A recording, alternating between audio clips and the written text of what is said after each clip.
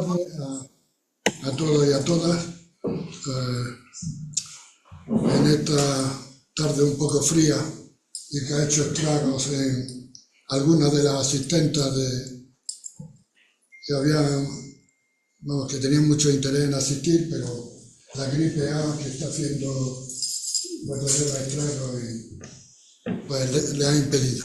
Pero bueno, pues muy agradecido a las tres invitadas que tenemos esta tarde, que como sabéis el título de la conferencia va de Voces de Mujeres en Investigación en Salud, y las tres personas invitadas que tenemos son tres investigadoras en salud. Pero a mí me gustaría casi más que hablabais hoy, más que como investigadoras, como profesoras universitarias, porque para el tema que vamos a tratar también seguramente habrá algunos problemas en la carrera, no solamente investigadora, sino docente, etc. Bien, aunque aparentemente pueda parecer al que está fuera del ambiente que la investigación es como una profesión muy tranquila, donde la gente se dedica solamente a pensar, y realmente las cosas son muy diferentes. La investigación científica es una carrera muy competitiva, extremadamente competitiva. La investigadora y la docente. Por tanto, me parece que tiene mucho más valor el hecho de que una mujer, como ahora os daré algunas cifras de un informe que he estado consultando estos días sobre el papel de la mujer en la investigación en nuestro país, tiene mucho más mérito llegar a ser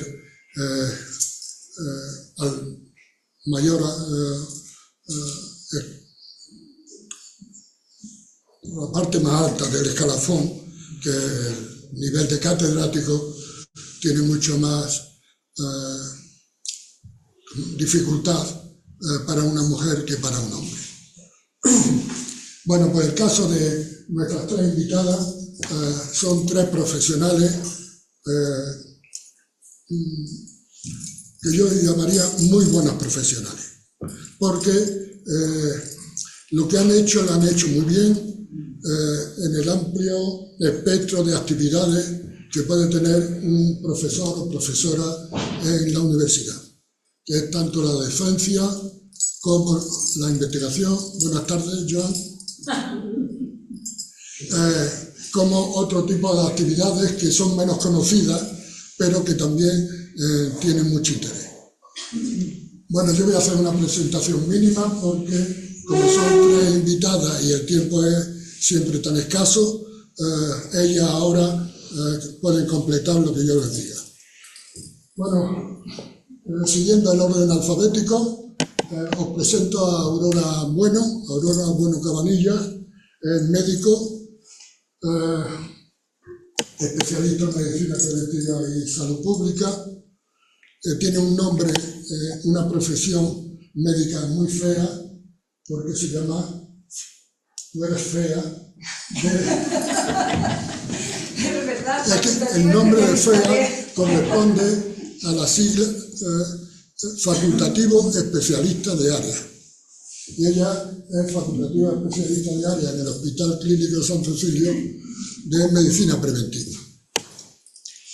Bueno, Aurora es actualmente, hace ya tiempo, catedrática del Departamento de Medicina Preventiva y Salud Pública de la Universidad de Granada. Yo creo que ha sido una de las personas importantes en el departamento a la hora de sufrir la transformación tan importante que ha sufrido ese departamento desde que yo conocí hace ya muchos años, que era un departamento como muy chapada a la antigua, y hoy ha sufrido una transformación que me parece que es un departamento que está a la altura de los mejores departamentos en su tema, la Universidad Española. Y yo creo que Aurora ha sido una protagonista muy importante en ese desarrollo del departamento. Bueno, ella, como podéis imaginar, pues, es imparte docencia en todas las etapas de la carrera universitaria, desde el grado, los másteres, los estudios de doctorado, y da clases no solamente en parte de docencia, no solo en la Facultad de Medicina, sino en otras facultades. Eso es normal en la estructura actual de la universidad. Bueno, pues su faceta investigadora ha venido condicionada por una parte por su labor docente, en el sentido de la asesoría o la dirección de los trabajos de fin de grado, fin de máster, trabajo de doctorado. Eso más otros proyectos en los que ella está, le ha permitido tener un currículum investigador muy relevante. Actualmente es la directora del departamento y bueno, pues ha ejercido también labores de gestión universitaria. ¿De acuerdo? Marieta, que el otro día buscando, veo Mariana de esta mujer. Ella es Mariana, pero nadie la conoce por Mariana. Bueno, sí. Marieta es doctora en ciencias químicas, o sea que aunque ella pertenece al departamento de biología, si tenéis alguna duda acerca del tema, no le preguntéis a ella. Hizo su doctorado en química, pero su vida profesional ha transcurrido totalmente en el departamento de radiología de la Facultad de Medicina. Ella también imparte docencia, tanto en la Facultad de Medicina como en farmacia y otras facultades, y su línea de investigación principal ha sido salud y medio ambiente. Ella lleva trabajando como 20 o 25 años, 30, en una línea de investigación muy definida, en la que la Facultad de Medicina de Granada pues, ha jugado un papel muy importante, tanto Marieta como su compañero Nicolás Brea. Marieta también ha hecho cosas de gestión, y una cosa que me gustó, que leí el otro día, que había hecho actividades de innovación docente, programas de innovación docente. Y Eugenia Gil. Eugenia es enfermera y licenciada en Sociología, doctora en Sociología, por la Universidad de Granada, y ella es catedrática de enfermería en la Universidad de Sevilla. Ella estuvo mucho tiempo trabajando aquí en Granada, pero actualmente está en el departamento de enfermería. También hace las labores de docencia, investigación y gestión. En cuanto a investigación, principalmente ha tratado con temas de género y salud, y temas más de enfermería, como pueda ser el tema de los cuidados y alguno más que dolor crónico. Muy bien. Bueno, como os digo, también ha hecho labores de gestión y actualmente es la presidenta del Comité de Ética de Investigación de la Universidad de Sevilla. Ella impulsó, me acuerdo perfectamente, los estudios de doctorado en enfermería en la Universidad de Sevilla, etc. Bueno, pues estas son nuestras tres invitadas, y yo lo que les había pedido que en 15 minutos cada una nos contaran un poco qué es lo que hacen, por una parte, y por otra parte, las posibles barreras, dificultades que hayáis podido encontrar en vuestra carrera profesional, ya os digo, tanto en investigación como en docencia, a lo largo de vuestra carrera. Porque la verdad es que si uno mira las cifras globales, hay por ahí lo que llaman el efecto tubería rota. ¿Sabéis a qué se refiere? Las mujeres en grado, en los estudios de grado, en la Universidad Española hay más mujeres que hombres.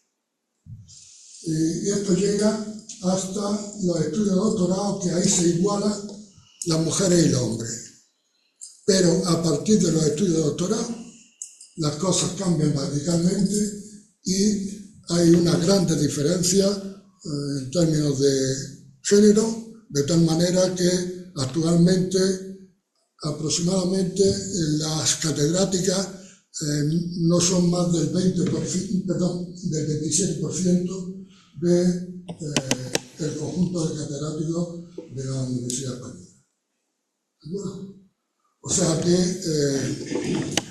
para las mujeres, ahora podemos entrar en los motivos que consideréis, resulta más complicado la carrera profesional que para los hombres. Por eso, Aurora, si te parece, empieza tú. Pues yo la verdad es que no sé por dónde empezar, porque esto es quizá yo vengo más preparada para un coloquio y para contestar vuestras preguntas que para contaros qué soy yo. Más porque yo fundamentalmente me siento privilegiada, afortunada. Para mí la vida ha sido un cúmulo de oportunidades.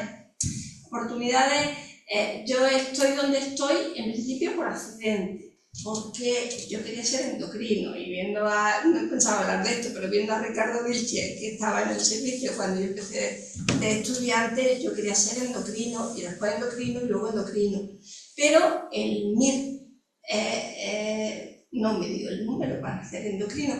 Y en un año donde yo puedo presumir de tener un número magnífico, porque íbamos 20 y tantos mil y había 900 plazas, con lo cual cogí medicina preventiva pensando, bueno, esto tiene que ser fácil, a mí la asignatura no me ha disgustado, me quedo en mi casa y puedo prepararme y sentarme otra vez. Pero me mandaron a Madrid a hacer un máster de salud pública, empecé a estudiar y me enganchó, me gustó. Esto es otra forma de resolver problemas. Y me enganchó y me quedé en la facultad pues por accidente, porque yo hubiera acabado la especialidad y me hubiera ido a trabajar a un hospital que estaba mucho mejor pagado. Pero me había enamorado, me casé y entonces quería quedarme en Granada, así que acabé la residencia y cogí una beca que me permitió hacer la tesis. Y después de aquello, pues esto es una especie de oportunidades que van rodando. Acababa de leer la tesis, salieron plazas de titular interino. Yo llegué a la universidad, después de ser becaria, ya como titular interino.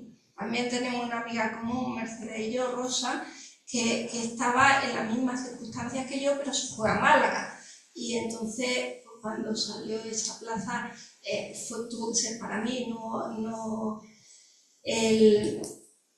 hubo discusión o no hubo competencia, yo estaba allí y luego ha ido todo rodando, de forma que yo ahora soy la directora de departamento, pero también la más antigua y la que tiene el mejor despacho en mi departamento, en la esquina con una vista extraordinaria en la facultad nueva. Y luego he trabajado con gente muy buena, gente muy brillante y gente muy generosa también. Dificultades, muchísimas, y fluctuaciones en mi producción, pues muchas. En particular, pues la época de crianza fue una época muy poco productiva. La vida no da para más, los días tienen 24 horas y cuando trabajas por la mañana, si tienes un hueco preparas clase y luego por la tarde eres ama de casa y madre y taxista, pues llega un momento en que no da para más. Esto que nos dicen nuestros compañeros clínicos, es que en la universidad, claro, como tenéis tiempo para investigar, no, la investigación te come la vida entera, el tiempo lo pones fuera, no es de... Entonces, y cuando tienes otras funciones, también he dicho yo muchas veces, gracias a Dios, que tengo a mis hijos que me tiran de la falda y me bajan al mundo real, porque está muy bien mantener el contacto con la realidad y con los problemas reales. Pero los niños crecen y el tiempo está ahí y las oportunidades siguen presentándose. Entonces, pues, si hay algún hito en mi carrera como investigadora, fue primero el ciber, la oportunidad de participar en un grupo ciber nos cambió de división. Si nosotros, como un departamento tradicional en la estructura universitaria de los años 70, años 80, tardó mucho en cambiar, cuando entramos con el ciber, bueno, un grupo ciber del que yo fui desde el principio, pero por generosidad de mis compañeros, porque yo tenía más recorrido por delante que otros, entonces decidieron que fuera yo, porque yo era también la que hacía los papeles, eso también era nos permitió tener fondos, tener recursos para investigación, poder contratar gente que se dedicaba solamente a investigación, y eso realmente es que nos cambió de jugar en tercera regional a jugar en primera, a poder entrar en proyectos colaborativos importantes, a darnos proyección. Y luego el siguiente hito importante que nos cambió un poco en el departamento fue la incorporación de un profesor que vino a hacer un año sabático en Granada, porque se había enamorado de Granada y quería vivir en Granada, y después de aquello decidió venirse a Granada con una Beatriz Galindo y a trabajar con nosotros. Estoy hablando de Khalid Khan, un pakistaní que pasó a Canadá, luego a Inglaterra, y que se vino de Londres, saltó a España, a Granada, cobrando la mitad de lo que cobraba en la universidad inglesa, pero en euros en vez de en libras, y sigue trabajando con nosotros. Ahora nuestra universidad ha decidido que ya no le renuevan los contratos, lo que es una enorme pérdida, pero seguirá trabajando con nosotros, que tampoco lo he hecho nunca por dinero, no. Y ahí ha ido, pues, en eso, y como ha dicho Emilio, yo he tenido magníficos discípulos con los que he podido trabajar, que han puesto el tiempo y el entusiasmo para desarrollar proyectos con muy poca financiación, porque nunca hemos estado bien financiados, nunca los proyectos que hemos tenido. En epidemiología nosotros no usamos laboratorios, necesitamos un ordenador y un software que suele estar a disposición, necesitamos bibliografía y eso no consume recursos. Y esto de contratar investigadores no está demasiado bien visto por la sociedad española, si nos ganan todas las carreras. Y luego tampoco tiene mucho sentido formar investigadores a los que no les puede ofrecer una trayectoria profesional posterior. Entonces hay que ser un poco cauto. En medicina, pues si acabas medicina y no haces un MIR, no tienes nada. Con lo cual, ahora mismo en el terreno docente, en la Facultad de Medicina, nos encontramos con que no tenemos médicos que se queden en la facultad. Tienen que formarse como especialistas, después no pueden volver como becarios. Ya cuando un médico acaba su especialidad, ya está rondando los 30 años, ya quiere formar una familia, quiere tener hijos y necesita unos ingresos acordes. No se puede quedar como becario haciendo una tesis, haciendo una carrera investigadora. Eso hace muchas veces que se queden más mujeres que hombres, porque si lo mantienes como una segunda fuente de ingresos de la familia y te permite estar en el mismo lugar geográfico, pero cuando es el planteamiento que haces para quedarte vinculado a la docencia y a la investigación, al final la dedicación también es parcial y eso no permite progresar. Yo realmente creo que lo he tenido más fácil que difícil. Es verdad que las dificultades han sido muchísimas, pero Para mí desde el principio fue un privilegio llegar a la universidad y era algo pues, que mi madre no había podido disfrutar, en mi entorno mucha gente no podía disfrutar, con lo cual tenía el compromiso de hacerlo lo mejor posible. Y era un privilegio tener un trabajo reconocido, más que remunerado, reconocido, y ser, poder ser alguien en la vida, no solamente la señora de, o la madre de, con lo cual, pues, eso requiere una respuesta también. Le he dedicado muchísimas horas y mucha vida y he aprendido muchísimo y he disfrutado muchísimo y he tenido la suerte de trabajar con mucha gente muy buena. Emilio me atribuía antes unos méritos que yo no tengo. Nuestro departamento es el fruto de una evolución, ha sabido adaptarse. Hemos crecido mucho. Ahora mismo somos casi 20 profesores, somos 20 profesores y con algunos becarios y sustitutos, y la mayoría están por debajo de los 40 años. Pues somos un departamento muy joven, con muchísima proyección y con muy pocos médicos. Tenemos 6 médicos, de los 20, la mayoría son farmacéuticos, son biólogos, nutricionistas, pero la salud pública es multidisciplinar, es una ventaja que tenemos, con lo cual podemos dar una respuesta a las demandas, tanto docentes como de investigación que se nos plantean, y podemos dar respuestas cuando hay problemas. De hecho, siempre hemos estado abiertos a colaborar. Discriminación por ser mujer. Yo lo que pasa es que tengo un optimismo que raya en lo patológico. Yo solamente recuerdo lo bueno.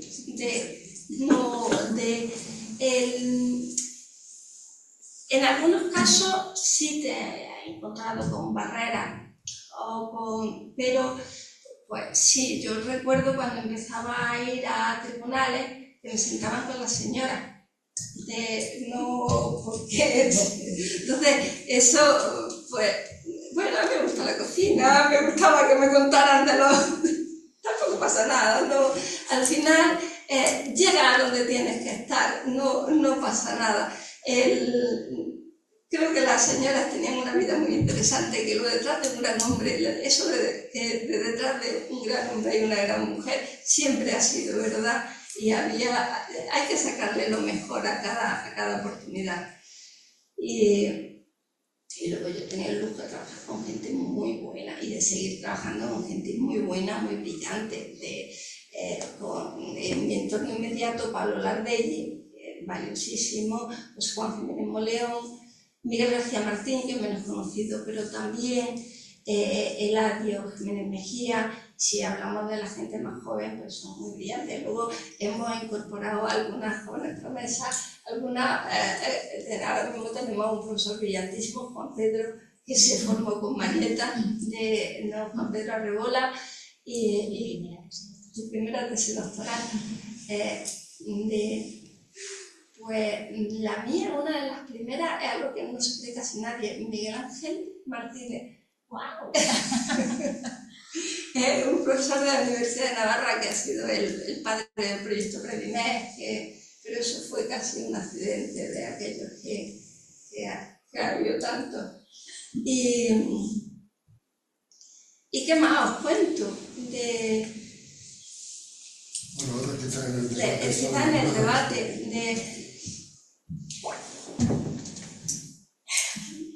No sé por dónde empezar. En primer lugar, me gustaría empezar dando las gracias a Emilio, porque no es que me dé vergüenza, pero no sé qué hago aquí realmente, pero intentaré explicar o imaginar las razones por las que Emilio me ha invitado. Yo me voy a ir un poquito más lejos. Yo soy de un pueblo de Jaén, soy la mayor de 5 hermanos, la única universitaria en mi casa, que salió de ese pueblo a Granada sin saber muy bien en mi familia la diferencia entre una facultad y una universidad, porque nadie nos lo había dicho. Despistada completamente a hacer la matrícula, en lugar del Hospital Real me fui a la Facultad de Ciencias y con muchísima ilusión. Estudié en una universidad pública con una beca porque era imposible hacerlo de otra manera. Mi padre es dependiente de comercio y 5 hermanos, no se podía hacer de otra manera.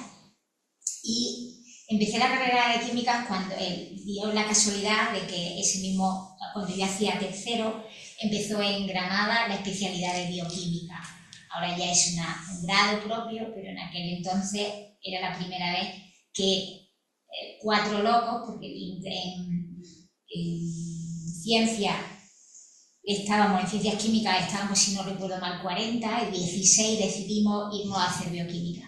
La gente cuando nos veía por los pasillos de biología, en química tiene muchas asignaturas en los 3 primeros años de física, también tenemos química, y cuando la gente nos veía por los pasillos de biología, algunos profesores se reían de nosotros y nos decía qué pena que en cuarto de carrera, porque eran 5 años, no hubiéramos dado cuenta de que no era esa la vocación que teníamos, ¿no? Y incorporamos pues desde la micro, la genética, la bioquímica en cuarto de carrera.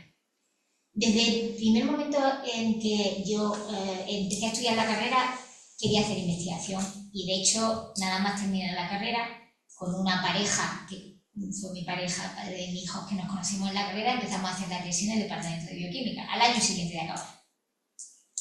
Con la buena o mala suerte de que a él le dieron la beca y a mí no. Había que pagar un precio de quedarse en Granada y había que pasar por la vicaría, si no, no había manera de quedarse en Granada después de acabar la carrera.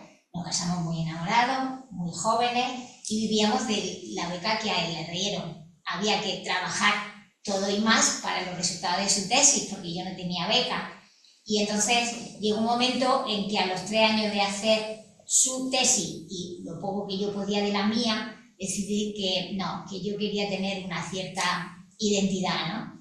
Y dejé la tesis y me empecé a prepararme una plaza de funcionario de la Junta de Andalucía totalmente novedosa, que era técnico superior del grado A en medio ambiente. Ya empecé con que el medio ambiente iba a ser lo mío. Me preparé un temario totalmente desconocido para mí y saqué las oposiciones, examinándome en Sevilla con cuando la Expo 92, yendo a Sevilla en el primer ejercicio, que lo superé, en el segundo ejercicio, que lo superé, y en el tercero, para solo 20 plazas, de las que solo 5 las sacaron los interinos. Esas oposiciones se impugnaron y mientras tanto mi pareja terminó la tesis y le dieron una beca para irse al extranjero. En vista de que yo no tenía nada que hacer, pues decidí irme con él. Boston, le dieron nada menos que una plaza en el MIT. Era todo un hito salir de España, nuestra primera vez que salíamos de España, salvo un pequeño amago que hicimos en el viaje de novio a Rumanía, porque no teníamos un duro, con Ceausescu, que es lo más barato que daban para lo poco que teníamos, luego fue maravilloso. Y estando en Boston, esperando que se resolvieran mi plaza de funcionaria de la Junta de Andalucía como técnico del medio ambiente, tuve la suerte, la maravillosa suerte, de cruzarnos andando por Boston con la hermana de Nicola Ollea. Yo no la conocía, con Fátima, y paseando pues nos encontramos con un españolito, empezamos a hablar y nos dijo que ella estaba allí trabajando porque su hermano le habían dado una Fulbright y estaba con unos argentinos.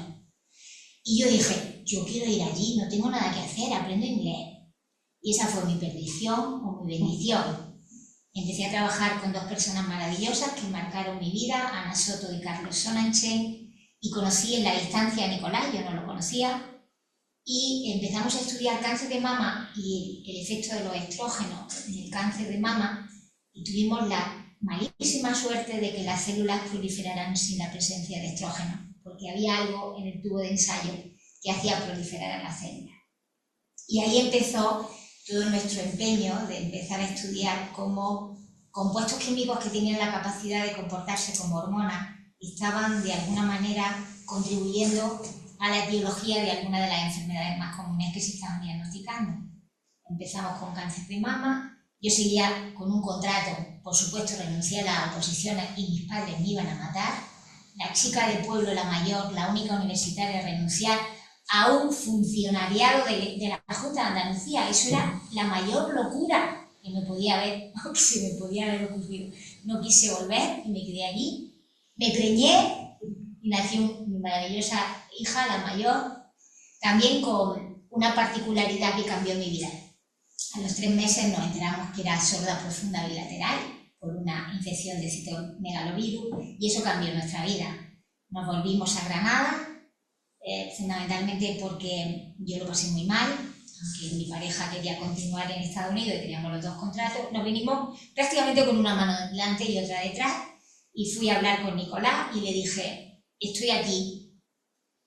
Me encantaría trabajar contigo. Me ha dicho Carlos y Ana que yo solo me puedo venir contigo, que ni se me ocurre no seguir investigando mi vida. Y empecé muy despacio, con una hija sorda, sin saber muy bien cómo organizar la vida. Renuncié completamente a la vida profesional, vivíamos de mi pareja. Y esos fueron los primeros años en Granada, yendo al colegio de sordos en los ratos que podía al laboratorio de investigaciones médicas, volviendo a recoger a mi hija, siendo madre de guardería y de taxi, pero convencida de que yo quería seguir haciendo lo que más me gustaba y me sigue gustando en la vida, que es, a pesar de que soy profesora, me sigue gustando mucho más la investigación. Pasé ese bache y cuando el bache estaba pasado, pues la pareja se rompió y me quedé con 2 hijos y mis compañeros, incluido Nicolás, comenta que ese fue el resurgir profesional mío, porque había estado toda la vida dependiendo de mi pareja con todo el orgullo y las ganas que quería, pero a partir de ahí tuve que ser yo. Y como las cosas no pasan todo malas, el año de la separación con 2 hijos de 7 y de 9 años, por el trabajo intenso de proyectos europeos, tuvimos la suerte desde el año 99 de tener el primero, y de yo hablar inglés y saberme comunicar con la gente, de empezar a aprender epidemiología, porque había que aprender, no sabíamos nada, y tener la suerte de ir al diploma en su primera edición y conocer a Emilio y empezar a incorporar ese conocimiento a estudios observacionales en población, con casos y controles, con estudios de cohortes, siempre tratando de demostrar la exposición a compuestos sintéticos que de alguna manera interferían en los mecanismos de acción para el funcionamiento normal de un organismo. La entrada en el ciber, como tú dices, desde el primer momento, en el 2006, de participar en la Corte de Infancia y Medio Ambiente, de tener, por supuesto, a Nicolás, que confió en mí, pero que yo confié en él y que hemos trabajado codo a codo, desde la gestión, desde preparar hasta montarnos en un avión e irnos a cualquier sitio a contar lo que estábamos haciendo, y de tener gente que ha creído en nosotros. Y esta mañana he estado en la celebración de un premio extraordinario de doctorado. He dirigido hasta ahora 19 tesis y son los que han hecho esos 19 doctorandos que yo esté donde esté, porque he trabajado gracias a ellos y ellos han trabajado conmigo gracias a mí y al grupo y a la financiación, pero en el camino hemos dejado mucho, yo he dejado mucho. El día que defendí la cátedra, creo que fue la primera vez que senté a mi hijo delante y les pedí perdón, porque les he robado todo. Me encanta lo que hago y sigo amándolo y sigo adorándolo, pero he dedicado mi vida a ello. Horas y horas y horas, y sigo dedicándoselas.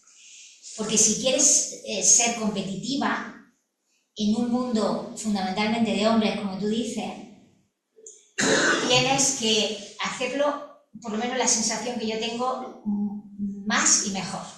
Todavía creo que pasa eso. A mí me han tratado siempre bien, salvo me he sentido un poco sola en una facultad de hombres de una mujer que no es médico, yo soy una outlier completamente en una facultad, en un departamento donde yo no soy radióloga, pero que he tenido muy buenos compañeros, y hoy en la sala está uno que me acompaña últimamente mucho y que también le quiero agradecer lo que aprendo de él, porque sigo aprendiendo de los clínicos. No soy médico, en algún momento intenté hacer medicina y es, bueno, un defecto y no un defecto, porque la ciencia, tú has dicho antes, es multidisciplinar y se necesitan médicos, por supuesto, en salud, pero la salud no es solo de la medicina.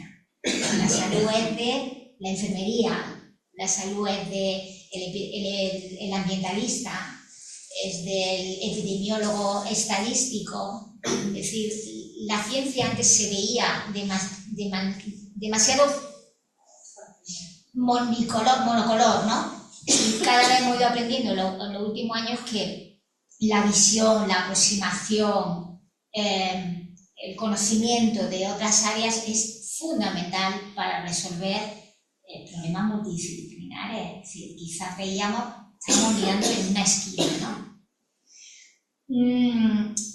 Soy una afortunada, pero creo que también he puesto mucho para serlo.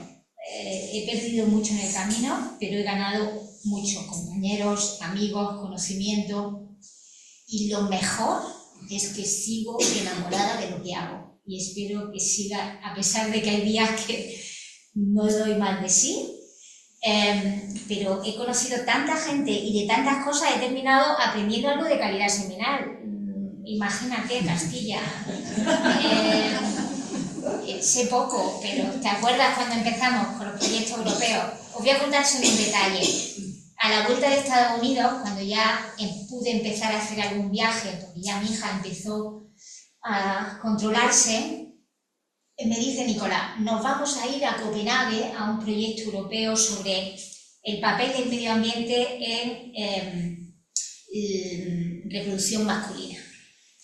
Y nos vamos a Dinamarca y era un proyecto Environmental Health que tenía 3 Work Package. Y fuimos a Copenhague, Nicolás, Ana Riva y Mariela Fernández. Había 3 Work Package, había que ir cada uno, y Ana y Fátima Olea. Había que irse cada uno un Work Package. Entonces, Fátima y Ana, nosotros nos vamos a biomarcadores de exposición. Vale. Nicolás se va a Orquídea y Posparia. Y a ti te toca calidad seminal. Y digo, a ver, yo de calidad seminal, salvo mis 2 hijos, sé poco más.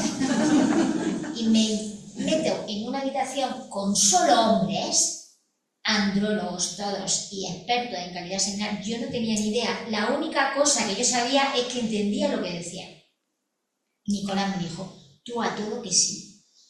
Yo dije a todo que sí y empezamos a hacer calidad seminal. No en población general, porque era cuando la mili se eliminó y no podíamos hacer reclutamiento en población general, pero lo hicimos en voluntarios en Almería, que repetimos en Murcia, y que hago un trabajo maravilloso en colaboración con la unidad de reproducción de Virgen de la Nieve y con sus profesionales, pues hemos ido aprendiendo. Y fijaros, eso fue en el 2000. Reclutamos una corte de 668 varones que daban a luz sus madres en el Hospital Clínico San Cecilio, y 25 años después tenemos un proyecto de investigación del Instituto de Salud Carlos III, donde vamos a ver si lo que esas madres estuvieron expuestas durante el embarazo está repercutiendo, va a repercutir en la calidad seminal de sus hijos, que ahora tienen 24 años. Es un cierre de ciclo maravilloso, que ha sido gracias a la perseverancia, la resiliencia de mucha gente y de mucha gente que ha ido pasando. Y ya no hablo más, que me enrollo demasiado. Muchísimas gracias. Bueno, pues yo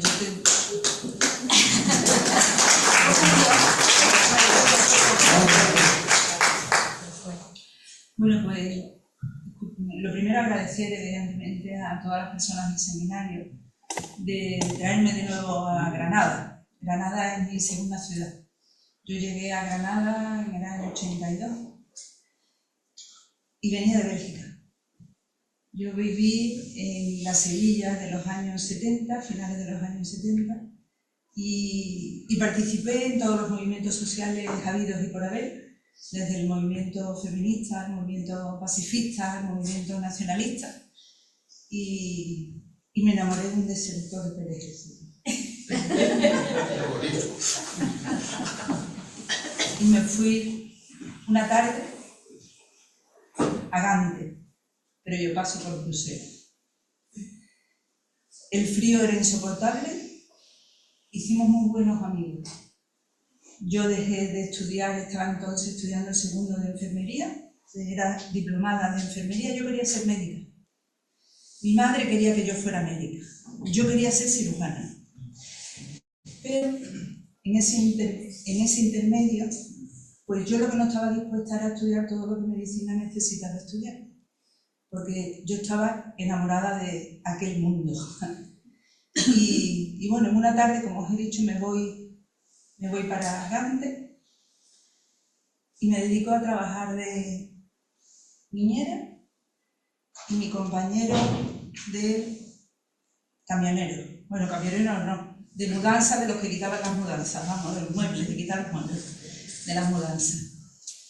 Al año decidimos que, a pesar de que era desertor y que no podíamos vivir, o porque estaba en búsqueda de captura, bueno, estábamos ya en el año 82, ¿no? Estaban ya las cosas más suavitas y tal, pues nos volvimos. Nos volvimos, pero no nos podíamos volver a Sevilla porque los dos éramos muy conocidos en el movimiento político de la época. Y entonces nos volvimos a Granada, y por eso estuve aquí. Estuve aquí 20 años. 20 años que me hice una nueva familia. Aquí está mi hermana, mi sobrino, muchas amigas. Trabajé en el Hospital Clínico San Cecilio, terminé la carrera aquí, de tercero. Me incorporé al Hospital Clínico San Cecilio de Granada. Mis niños nacieron y crecieron aquí. Afortunadamente, ellos se educaron, porque a mí no me daba tiempo, yo estaba de enfermera y de estudiante de sociología. Y ellos se educaron gracias a las escuelas del patronato. Aquí está uno de sus maestros, que ellos todavía se acuerdan de ellos. La labor que hacían las escuelas del patronato no lo sabe nadie. ¿Qué? No, en Belén. Los míos en Belén. Esa labor era preciosa, era de una innovación apasionante. Y allí mi hija me dio una señal en el sentido de que yo era feminista, yo era feminista de la época. Pero claro, el lenguaje inclusivo no se hacía en ningún sitio. En las escuelas del patronato sí. Y a mi hija el primer día del cole, va al colegio, y el primer día del cole, con 5 años, porque hasta entonces había estado en el patronato, le dicen, viene el autobús para llevarlos a casa, los niños que se vayan al autobús. Pues mi niña se quedó sentada. Eugenia se quedó sentada, y ahí me di yo cuenta de la importancia del lenguaje. La importancia del lenguaje. Entonces, estudié sociología, me encantó estudiar sociología, que estaba empezando aquí en Granada, yo creo que soy de la segunda promoción. Seguí con los estudios de doctorado, pero claro, los estudios de doctorado los hice en sociología y en el seminario maravilloso que estaba en la Universidad de Granada, entonces el Seminario de la Mujer, del Instituto de Estudios de Investigación, hoy de las Mujeres y de Género, en la Universidad de Granada. Eso me marcó mi manera porque me dio anclajes teóricos, y seguí siendo enfermera, siempre trabajando de enfermera. Cuando terminé ya la licenciatura y seguía siendo enfermera, me brindaron una magnífica oportunidad.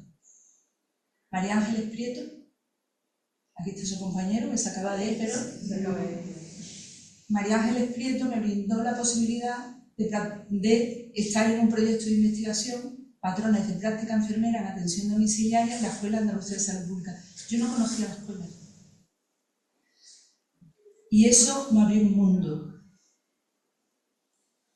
Y también sufrí mucho con el tema de la desigualdad. Yo soy consciente de la desigualdad de género en mi profesión. Yo soy de una profesión eminentemente femenina, pero donde los que mandaban eran ellos. en el quirófano, estábamos en el quirófano muchas veces y muchos pacientes, estábamos los anestesistas, las enfermeras, las cirujanas y las residentes, y muchos pacientes nos decían: yo no me opero hasta que no vengan los médicos. Yo estaba en un quirófano que nos dijo un cirujano que se puso un poquito nervioso, que todas las enfermeras eran unas putas. Cuando yo estaba en Granada, un día vi el caso. ¿Os acordáis del caso? Sí. Pues una amiga mía de 23 años, que 15 días antes había estado yo con ella, y me dijo que se iba a separar, la mató el novio. Yo sé de lo que hablo en el tema de género. Y no precisamente por mi compañero, sino porque lo he visto y tengo un marco teórico para verlo. Y ese marco teórico me hace ver cosas que normalmente no se le pone nombre. Y he visto también que en la profesión enfermera, a pesar de que somos mayoría mujeres, todavía muchas más, los cargos de gestión son masculinos en porcentaje, claro, estamos hablando de porcentaje. Afortunadamente, el hecho de la investigación, yo me incorporo a la investigación con metodologías cuantitativas y cualitativas propias de la sociología, y eso me da muchas herramientas. Y herramientas que empiezo a aplicarlas en los temas que a mí me interesan. El primer tema fue, además de pobreza y exclusión, que vino de la mano de María Ángeles Prieto. Después también trabajé en el IESA sobre, con María Ángeles Prieto eran las prácticas de enfermera en atención domiciliaria, y con el IESA de Córdoba, el CSIC en Córdoba, me contrataron también como técnica de investigación para trabajar sobre pobreza y exclusión, el paso de la pobreza a la exclusión y al contrario. Eso estaba marcado por el género también, pero en este caso no, al contrario. Los hombres pasan más a la exclusión que las mujeres. Hay muchas mujeres más pobres y no significa que tengan menos recursos, pero hay muchos más hombres excluidos que las mujeres. Es decir, que el eje transversal de género va por todos sitios, va por todos los lugares. Al final es un determinante social de la salud, ¿verdad que lo vemos perfectamente claro como determinante social de la salud? Pues que las mujeres le echemos muchísimas más horas diarias a todas las actividades, tengamos menos horas de descanso y muchas menos horas de sueño, hagamos mucho menos deporte, importa. Y importa en la salud, en la calidad de vida y en los dolores. Eso importa. Claro, yo he sido también muy privilegiada, porque soy muy privilegiada porque después tengo una profesión que me permite ver mucho a los pacientes. Y eso es lo que, en ese anclaje, es en el que he trabajado. Es decir, he trabajado con metodologías cualitativas, mirando, propias de la sociología, que muchas veces han sido denostadas, pero bueno. Y en esas metodologías cualitativas lo que ponemos en el centro es la voz de los protagonistas. De los que sean, de los pacientes, de las mujeres, y ahí es donde me he hecho fuerte en la investigación. También en algunos casos, después con el dolor crónico, ahora comentaré, ¿no? Pero al principio de mi trayectoria investigadora, lo que he hecho ha sido, pues, ¿os acordáis a finales de los años 90 cuando había como una especie de epidemia de anorexia? Pues claro, yo encontré ahí mi sitio de investigar, ¿no? Yo tenía una niña entonces con 17 o 18 años y yo las cosas que leía decía, esto no es lo que le pasa al grupo de mis hijas y de sus amigas, ¿no? Entonces encontré un hueco que era determinar la prevalencia de los trastornos alimentarios en Andalucía. Ese fue mi tema de tesis doctoral, porque además solicitamos un proyecto y nos lo dieron. FIS, entonces. Bueno, pues empezamos la tesis y mi tesis deja de ser una tesis de prevalencia. ¿Y sabéis por qué? Porque estábamos utilizando instrumentos de medidas que no eran correctos. Y no nosotros, estaba utilizándolo todo el mundo. Medían la percepción de la imagen corporal de las mujeres un instrumento que se llama BSQ, que todavía está por ahí. Y ese instrumento decía, cuando corro mis pechos botan. ¿Pero qué hombre puede decir eso? No me gusta la piel de naranja en los muslos, pero de verdad que se lo puntúan. Y después decían, las mujeres puntúan más alto.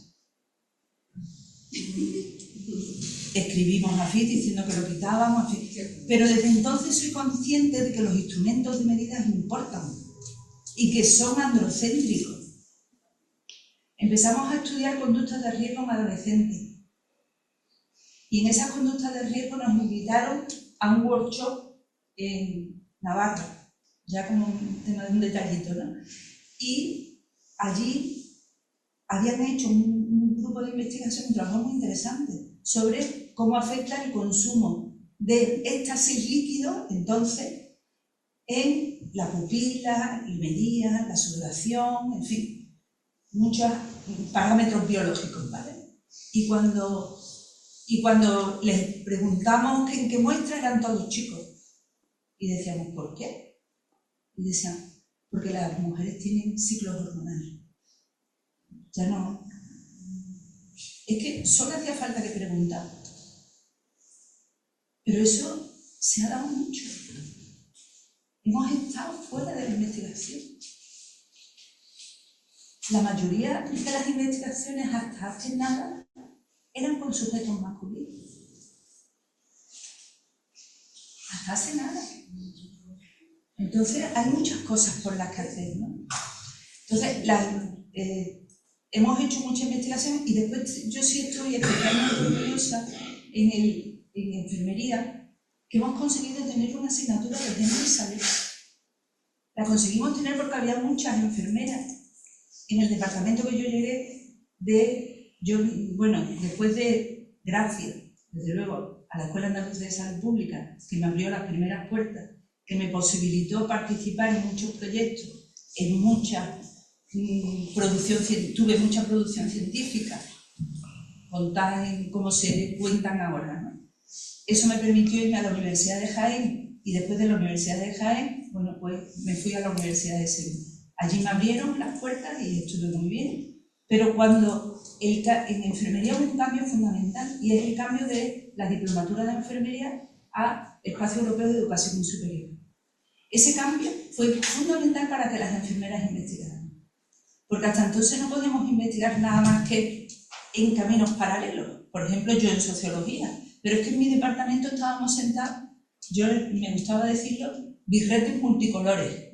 Porque allí habíamos enfermeras sociólogas, enfermeras antropólogas, enfermeras artistas de bellas artes, enfermeras periodistas, enfermeras de todo. Y eso generó un espacio interdisciplinar maravilloso, que utilizábamos, enfermeras biólogas también había, enfermeras nutricionistas, es decir, abrir un espacio multidisciplinar maravilloso.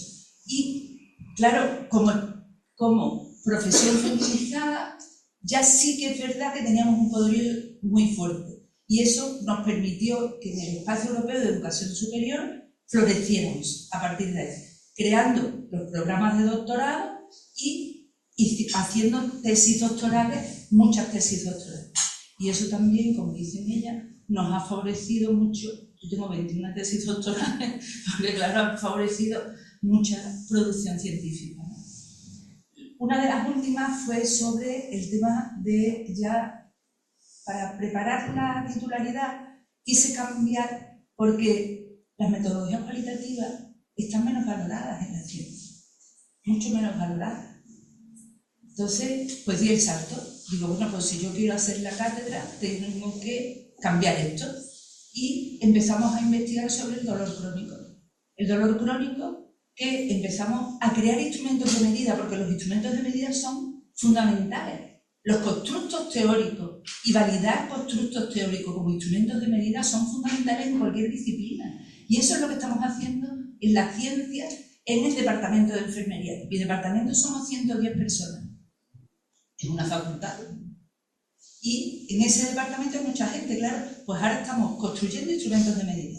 Y como instrumentos de medida, poniéndole el foco al paciente, a sus necesidades, no a la enfermedad, sino a las necesidades del paciente, creamos una escala que se llama, que mide el impacto del dolor crónico en la vida diaria. Claro, cuando nosotros analizamos el dolor crónico en la vida diaria, ya sabéis qué porcentaje hay, ¿no? Casi el doble de mujeres que hombres. Además hay algunos padecimientos de dolor que están muy poco investigados, ¿no? ¿Qué pasa con la menstruación, con el dolor menstrual?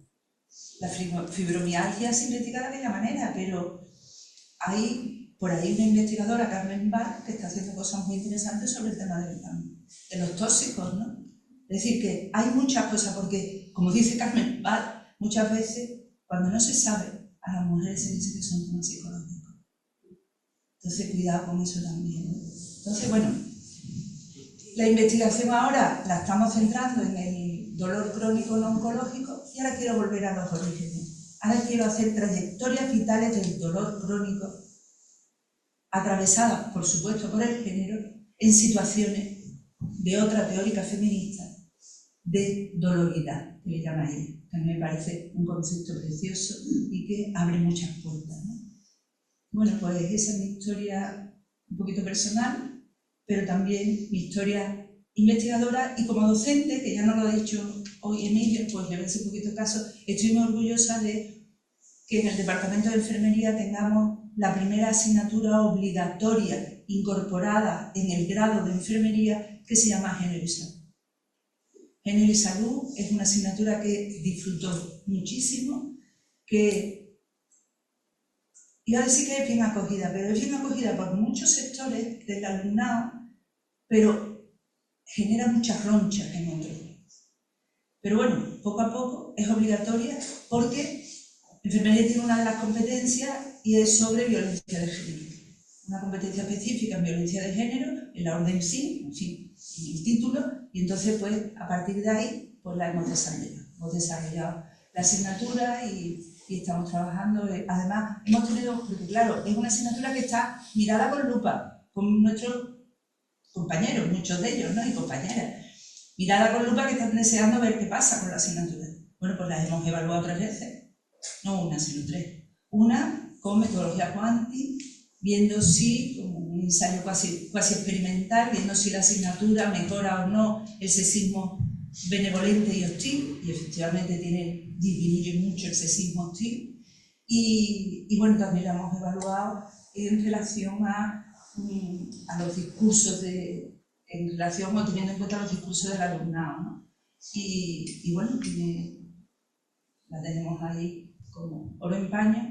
Nos dieron el premio Meridiana de la asignatura, nos lo entregaron en la presidencia de la Junta de Andalucía y bueno, pues en eso estamos. Gracias.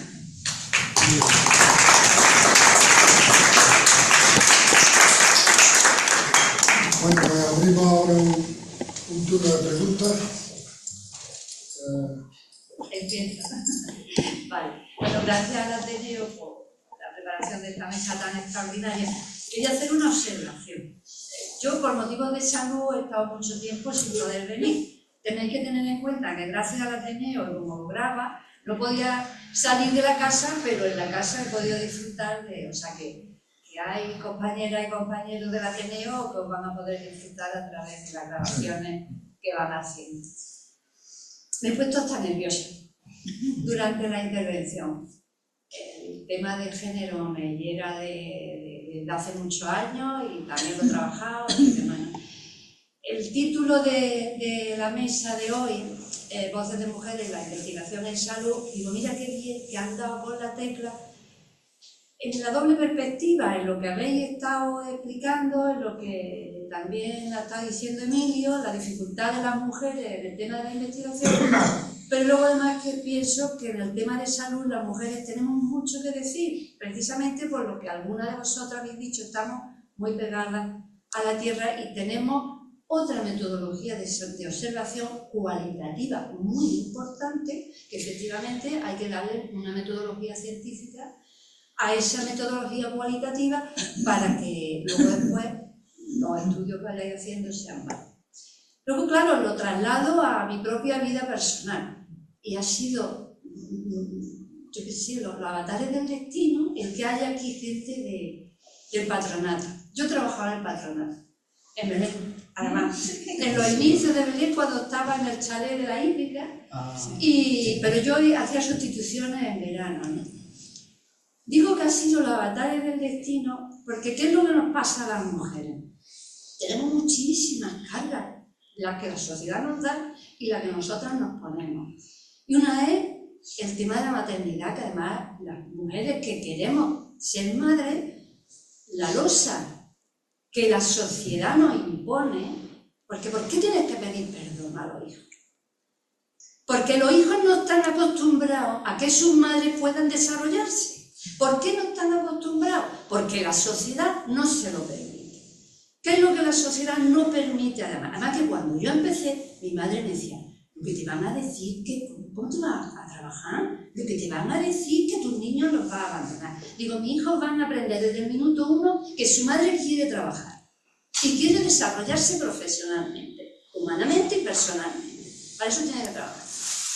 Tuve mucha suerte porque en mi trabajo, en el año 80, yo empecé en los antiguos tribunales de menores. Pues allí había una guardería, de la antigua guardería. Y eso de poder ir a trabajar, dejar a mi niño y salir de trabajar y llevarme a mi niño, eso es un puntazo. Pero luego después conocí a la gente del patronato, bueno, las conocí antes, porque yo las sustituciones las hice antes de casarme, ¿no?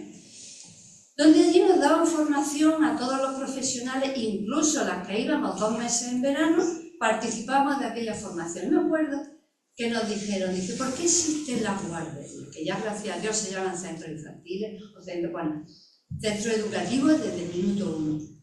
Y me acuerdo que me decía, dice, cuando las madres en los pueblos tienen hijos, desde el minuto 1, esos hijos son cuidados por la vecina. Si le tienen que dar de merendar, le da la otra vecina, le da la merienda. Y si le tienen que regañar, la otra vecina también le regaña. Entonces, digo, pues sí es verdad. Y como ahora las ciudades no tienen espacios para eso, pues los creamos. Claro, los crea el patronato de la manera que los crea el patronato y la gente que hemos podido disfrutar del patronato, que ahí está luchando, que a ver si los dejan seguir, ¿no? Entonces, existen recursos para que las mujeres podamos seguir desarrollándonos. Y además, la gente que habéis tenido la suerte de tener a niños en el patronato, que desde el minuto 1, todo el tema de diversidad, todos los valores que el patronato imparte, esos niños nunca nos van a echar a las madres la culpa de que no hemos estado. No nos lo van a echar. Y si nos la echan en algún momento, pues decir, aprende, que la vida es esta. Y ya está, pero no. Nos echamos siempre todas las cargas. Entonces, profesionalmente empezamos después. Luego después, por supuesto, lo vamos supeditando todo el desarrollo de la pareja. No, la pareja es la que... Y entonces, es decir, ¿qué es lo que pasa? Si una sociedad quiere individuos sanos, desde el minuto 1, a esos individuos los tiene que cuidar. No somos nosotras, madres, las que tenemos que cuidar a tu bicho viviente. Y que yo tengo 3 hijos y los quiero, pues ya os podéis imaginar, ¿no? Pero que la sociedad se tiene que hacer cargo. Que la sociedad... Muchas veces mi hermana decía, dice, la baja maternal está mal concebida desde su nombre. No es baja maternal. Nosotras, si hemos tenido un parto normal en una semana, estamos listas. Es una baja para que un individuo que acaba de nacer, si queremos que ese individuo se desarrolle de una forma sana, pues está demostrado que necesita una atención especial durante los primeros meses de la vida. Ya gracias a Dios se ha recuperado la figura del padre, que ya el padre, que además están disfrutando y están descubriendo que ellos también tienen su paternidad que desarrollar, bueno, pues ya por lo menos se va empezando a ver menos raro que se puede compartir ese cuidado. Pero no es una baja maternal, es una baja para que un individuo se desarrolle de forma sana desde el minuto 1. No somos nosotras las que tenemos que llevar todo el plus de la carga. Eso para empezar es con nuestro desarrollo. Luego después, lo que decía Emilio, la batalla continua. Mira, me vas a perdonar, pero la señora, aunque te enseñara mucho, tu sitio era otro. Pero ¿qué es lo que pasa? Que nosotros estamos acostumbrados y que lo sabemos, pero que eso no podemos lo normal. Afortunadamente, yo creo que ha cambiado muchísimo. Claro, pero ha cambiado desde, bueno, pues cuando nació mi segundo hijo y mis padres llevaron al mayor a la guardería y su padre fue a recogerlo, no se lo querían dar porque no lo conocían.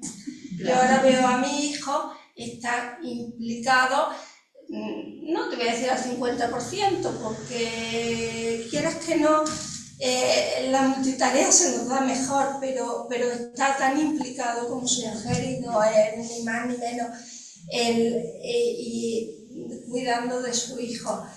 Pero no se despierta por la noche. Claro, porque no se despierta. Eso es ¿cómo lo arreglamos? Yo creo que afortunadamente venimos, yo he contado eso como anécdota.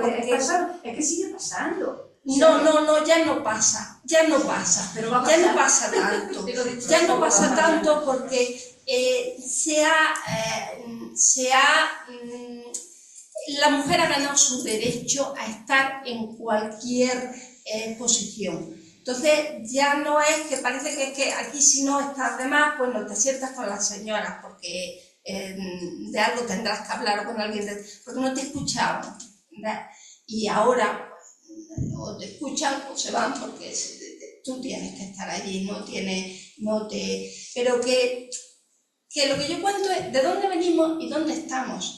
Y dónde estamos gracias a que la sociedad entera ha cambiado, que a algunas nos ha costado más trabajo y hemos relegado muchas cosas y hemos puesto muchísimo esfuerzo, pero que al final el esfuerzo te permite llegar con un poquito de poder acoger las oportunidades y que hoy, gracias a Dios, las oportunidades empiezan a equipararse. Que yo creo que eso es lo importante, que tengamos las mismas oportunidades y que, bueno, que toda mujer tenga derecho a la educación, que no hace tanto tiempo, si había un varón en la familia, había que hacer un esfuerzo para que fuera a la universidad, pero no era importante que una mujer fuera a la universidad. Entonces, hoy no se hace esa discriminación. Sí seguimos haciendo, y eso contando con lo que decía Eugenia, sí que seguimos haciendo mucha discriminación. Seguimos sin ver lo importante que las niñas participen en actividades deportivas. Es muy importante que los niños jueguen al fútbol, pero que las niñas hagan algún deporte es menos importante. Y eso luego a la larga pasa su factura en salud. Seguimos... bueno, yo no sé si ahora... Yo he intentado educar a mis hijos, tengo 2 varones, para que sean conscientes de que el mundo es de las mujeres y que ellos tienen que ser absolutamente respetuosos y absolutamente independientes, no dependiendo de que venga una mujer a hacerle las cosas. Hemos cambiado, pero no tanto como nos gustaría, creo yo. Es decir, entre mi doctorando ahora mismo en el grupo ya se presupone la contribución del chico, pero se sigue presuponiendo una contribución. Es decir, creo que todavía necesitamos que ambos piensen como parte vital de su formación y de su mente, que no es el que puedo ayudar o qué tengo que hacer, sino un reparto absoluto de tareas. Y eso viene mucho más allá de cómo contribuye el chico, ¿no? Que ahora, lógicamente, se ve mucho más normal que cuando nosotros fuimos madres.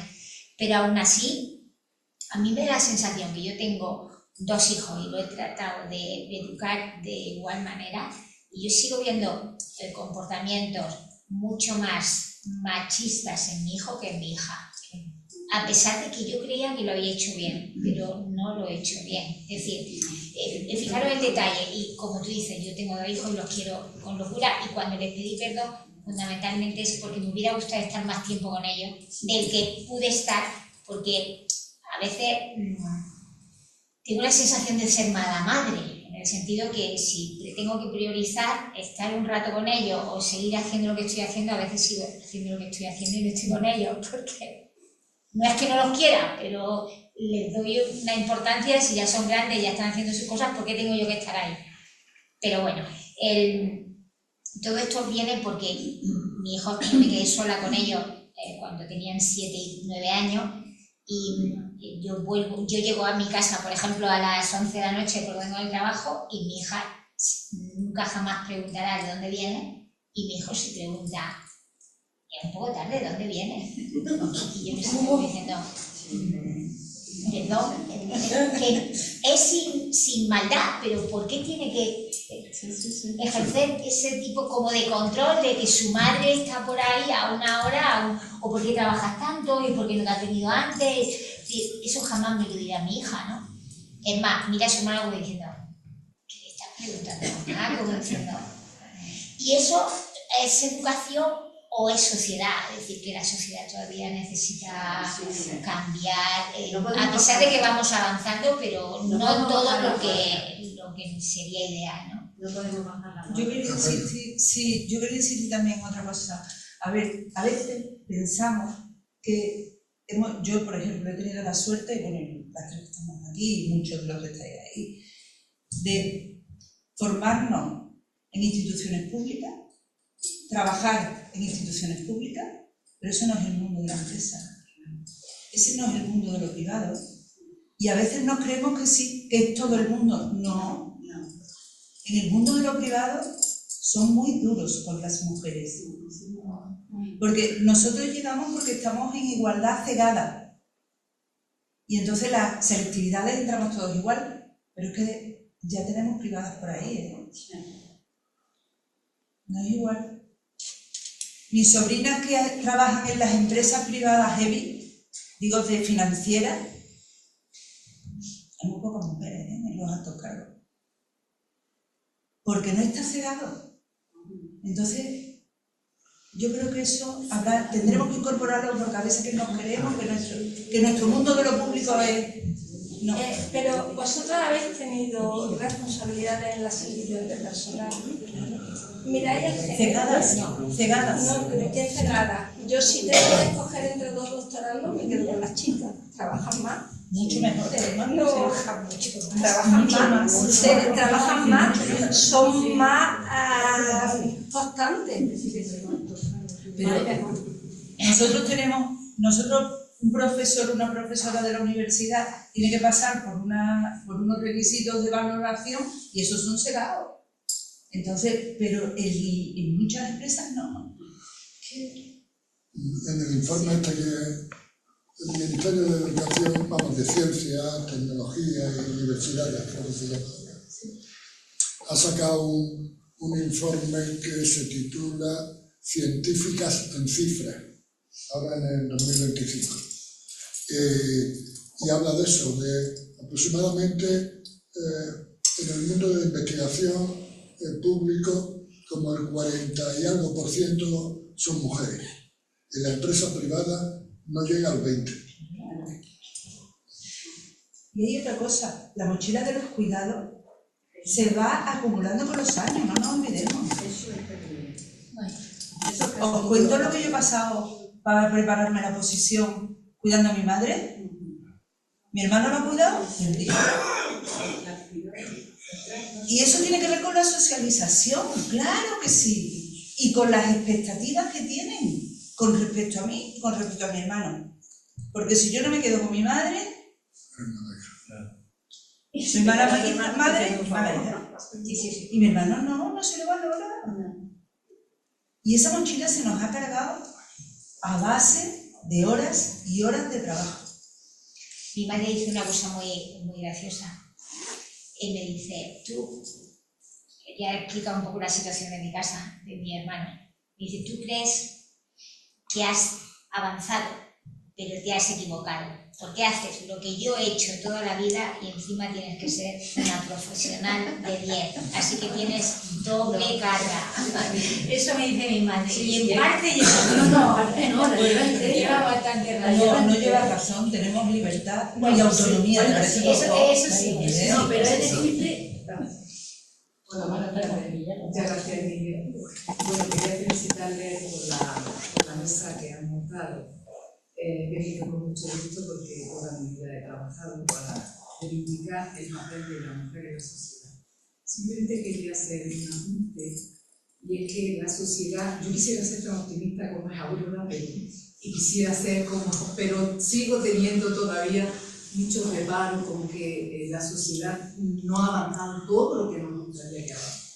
Porque sigo viendo mucha penalización a la mujer, y sigo viendo en los encuentros que tengo y en la sociedad. Y la pena que tengo es que la sociedad sigue incluso infravalorando lo que hacen las mujeres y las profesiones que desarrollan las mujeres. Yo soy enfermera, he trabajado, me he jubilado el 1 de octubre y cuando fui a la Seguridad Social me dijo, es la persona que ha cotizado más de todos los que hemos visto.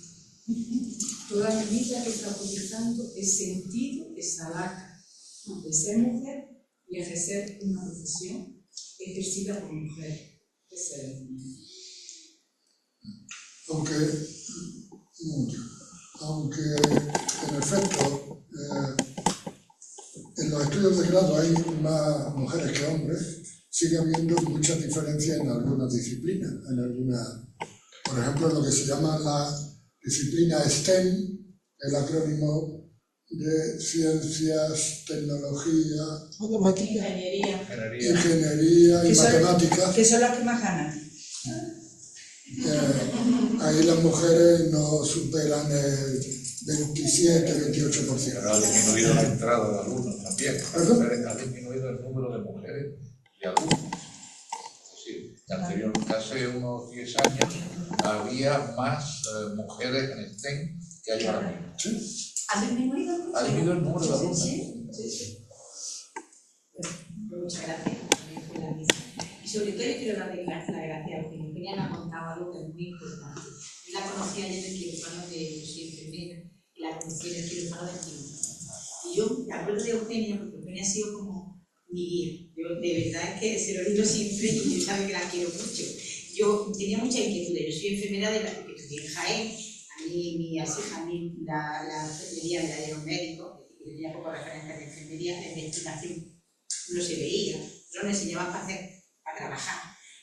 Pero yo tenía mucha inquietud de hacer cosas. Yo estaba en el clínico y hacía todos los cursos que me dejaban hacer. Y hacía muchos cursos y me decían, bien, Lola, ¿para qué haces tantos cursos? Tú ya sabes de todo. ¿Por qué no gestionas tu vida? Haz algo que te sirva personalmente. Entonces salió lo de antropología. Y me lo dijo ella, bueno, ella estaba haciendo sociología o así. Y me dice, ¿por qué no haces antropología? Y yo, la verdad es que yo digo siempre, yo soy antropóloga, yo soy enfermera y la antropología me hizo ser mejor enfermera. Eso gracias a Eugenia. Luego también me ayudó a empezar con la investigación, porque ella también me ofreció colaborar con ella y me enseñó. Y tener personas que están allí en la asistencia, en donde estábamos las enfermeras, que te orientan, que te siguen, que después me dio la oportunidad de irme a la universidad. Bueno, yo estaba en la escuela de enfermería de Virgen de la Nieve, en la escuela de Virgen de la Nieve como profesora. Y ahora estoy como vinculada en la Escuela de Ciencia de la Facultad de Ciencias de la Salud y Enfermería. Pero yo siempre lo digo, y me decía, es que la universidad no va a hacer a nadie ni a ninguna hora, ni a ninguna hora. Y la verdad que Eugenia para mí ha sido un referente estupendo. Ya sabes que es mi amiga y que la quiero muchísimo y que en mi vida fue un antes y un después. Yo quisiera hacer simplemente un comentario, sin poquitas cosas más lejos que en general no de querer ofender a nadie ni nada. Pero yo creo que las mujeres tenéis un papel, yo diría que poco menos que imposible. Pero esta misma reunión la tenemos dentro de 600 años y estamos en el mismo sitio. Esperemos que no. Ya nos encargaremos de Yo no quiero ofender. Y simplemente, y yo me ajusto un poco a lo que es la fisiología del ser humano, tanto la masculina como la femenina, pero son totalmente antagonistas. Mientras la fisiología, la sociología y el convencimiento a través de generaciones de la igualdad, creo que estáis tramando en el desierto. Y estoy con vosotros, Y estoy con vosotros. Pero es que lo es muy difícil.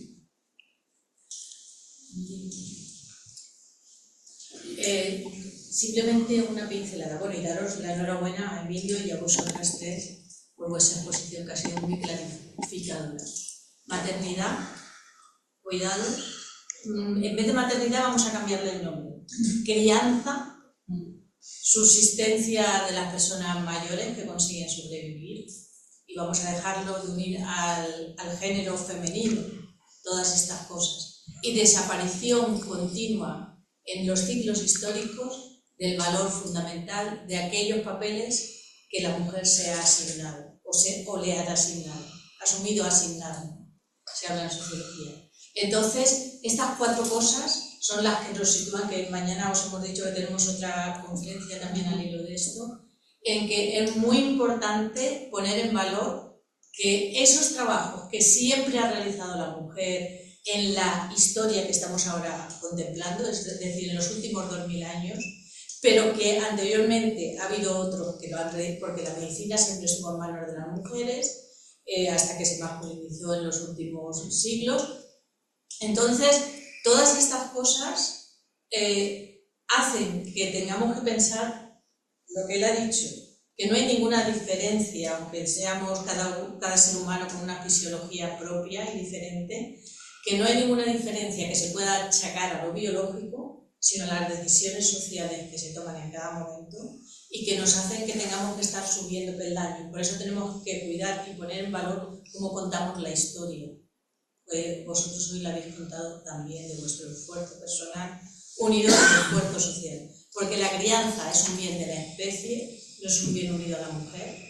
Lo que pasa es que hemos tomado en el alargamiento de la época de tener esa crianza de pecho, biológica, que había necesidad en los tiempos antiguos, se ha unido y se ha utilizado para esclavizar a alguien. Porque cuando desaparece la esclavitud de los seres humanos, de otras razas, otros colores, otros países, pues va quedando para que el obrero se sienta que puede esclavizar a alguien y se instrumentaliza el maltrato y la esclavitud de la mujer. Y en esa línea lo importante, que es lo que ha hecho Emilio, lo que habéis hecho vosotras, de que vengamos a contar nuestra historia y que sigamos construyéndola, sabiendo que ni somos malas madres ni malas cuidadoras. Lo único que lo que nadie hacía, lo hemos hecho nosotras. Entonces, cuando nosotras encontramos a la tribu que es capaz de ocuparse de sus seres humanos, es decir, niños o mayores, o los que se rompe un brazo, o al que hay que hacerle una operación o una quimioterapia, pues entonces ya no hay diferencia entre hombres y mujeres. Podría ser un apostillamiento lo que dice esta señorita, muy cortito, sí. Simplemente que cuando las sociedades estaban regidas por las madres, sociedades matriarcales, no existían diferencias entre sociedades, porque la madre siempre buscaba instintivamente la protección del grupo. En cuanto el hombre empezó a tener autoridad sobre las sociedades patriarcales, ya empezaron las diferencias.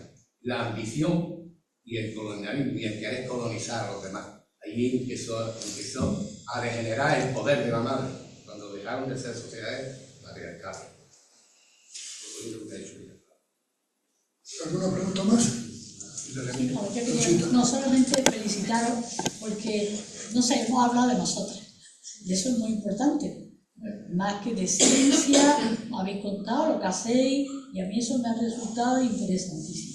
Entonces yo sí quería deciros también que, para que os sintáis también animadas, yo tengo una hija, tengo 3 hijos, bueno, tenía 3 hijos, uno murió, tengo 2 hijos y una hija, y ella le dio, la universidad le dio un premio porque presentó una empresa que quería formar, ha formado la empresa, es de control de calidad, es una empresa hoy día de cierta importancia, y las que han estado trabajando han sido mujeres jóvenes que han parido, que ella le ha dado todos los permisos necesarios y que se sienten gustosísimas trabajando en la empresa. Yo lo digo para que os animéis de que algo sí hemos hecho también las madres, es decir, que no hemos sentido.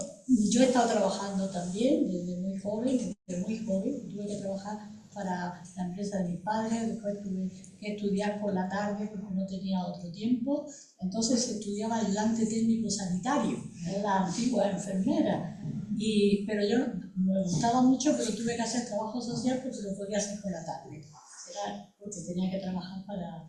Y después ya he seguido ahí. Sí os quería decir entonces que también, como muchas de vosotros decís que habéis tenido suerte, pues yo también he tenido suerte en el desarrollo de mi vida. Entonces, una de las suertes que yo me siento muy orgullosa es que fui concejal en la primera candidatura democrática y lo primero que hicimos con Pedro García Túnez y Antonio fue crear el patronato de escuelas infantiles. Entonces el patronato lo firmé yo. Por eso digo que ahí sí me siento muy orgullosa de que yo creo que sentamos las bases de lo que tiene que ser la formación del niño, ¿no? Y de la niña, por supuesto. La importancia de la política. ¿Qué? La importancia de la política. La importancia de la